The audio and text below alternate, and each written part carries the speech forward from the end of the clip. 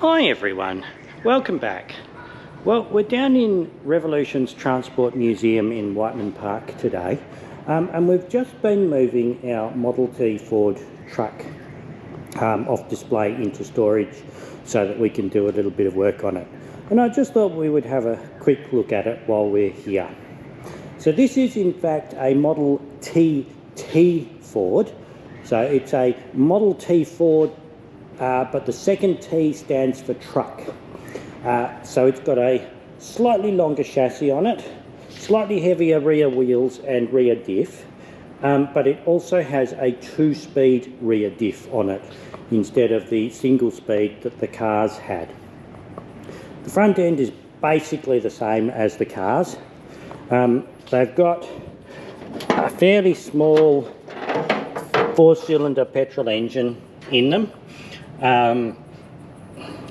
These are a pretty low compression, low revving engine, and they're pretty basic. If we go around the other side, we can see a little bit more of the workings on it.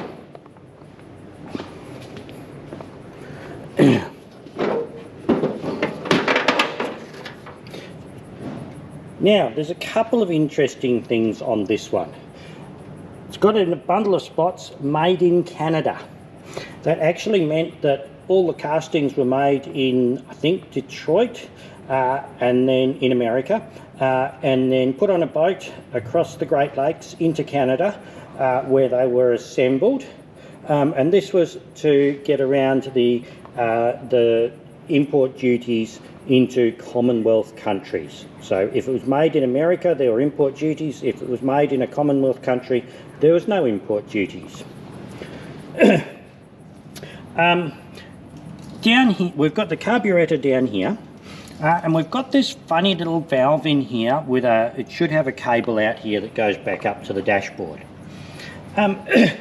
When you pulled on the cable, it opened a valve and let air into the intake manifold. This was when you were going downhill, you pulled that out and it effectively stopped drawing any petrol into the engine to save you a little bit of money. These also have a slightly unusual ignition system. So a spark system, we've got standard spark plugs up on top here. Down the front here, it's a bit hard to see, we've got a bundle of wires going to it. These got damaged a little while ago. I have had this running, but not for a while. This is effectively the distributor, but it works on low voltage, so you're not creating the spark down there, you are simply earthing the circuit for the coils. If we go back around this side and climb up into the cab,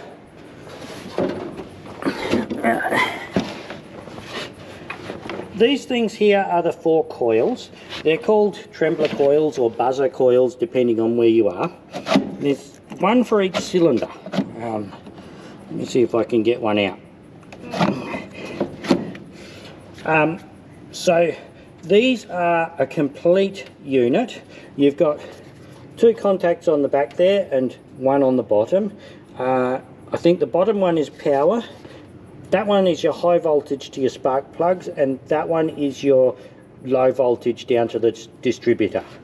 So you put power in here. When your distributor comes around to the right spot, it earths that one out, creating the circuit through it, and creates the spark. Now, instead of just giving a single spark like a modern car does, this gives a continuous spark. So if you touch it, it really hurts. They're called buzzer coils because there's a little bit in here that vibrates up and down very fast. There's an electromagnet in here, and when you've got a circuit going through it, it produces a spark and actuates the electromagnet, which pulls this down and opens the little points in there, which breaks the circuit, which turns the electromagnet off, which closes the circuit again and then gives you another spark.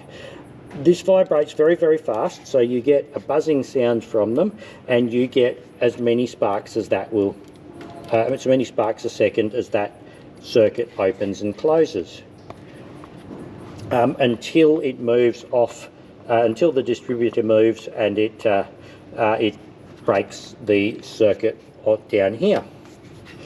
When these engines were in good condition, you could wind them over a couple of times on the crank handle and turn the ignition on and wriggle the timing lever until you got one of these to start sparking, and sometimes your engine would just start because you've got a continuous spark going in your piston, in your cylinder.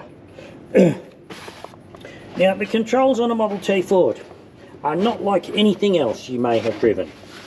So because this is the truck, we've got the 2-speed rear axle lever here.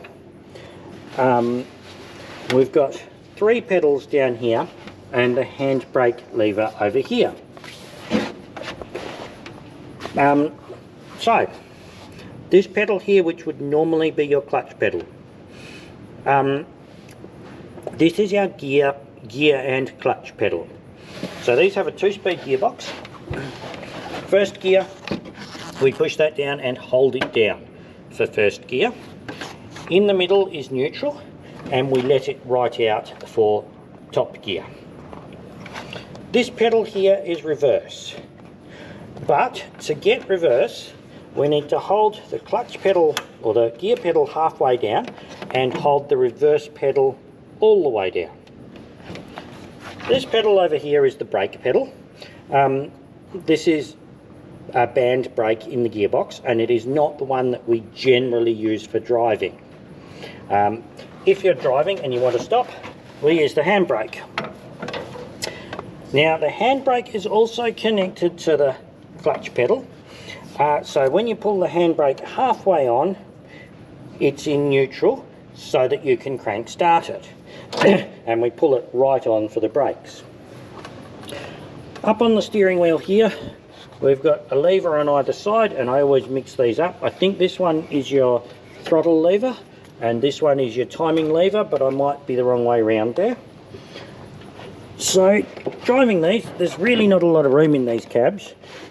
I'm not that tall, but I'm a bit squashed up in here. You've got to, if you didn't learn to drive on these, when you're just learning, you've really got to think hard about what you're doing with your feet, because when you get into trouble, your natural reaction is foot on the brake and the clutch, which is a battle between first gear and reverse, and depending on which one you're standing on hardest, you will go backwards and forwards and do all sorts of strange things.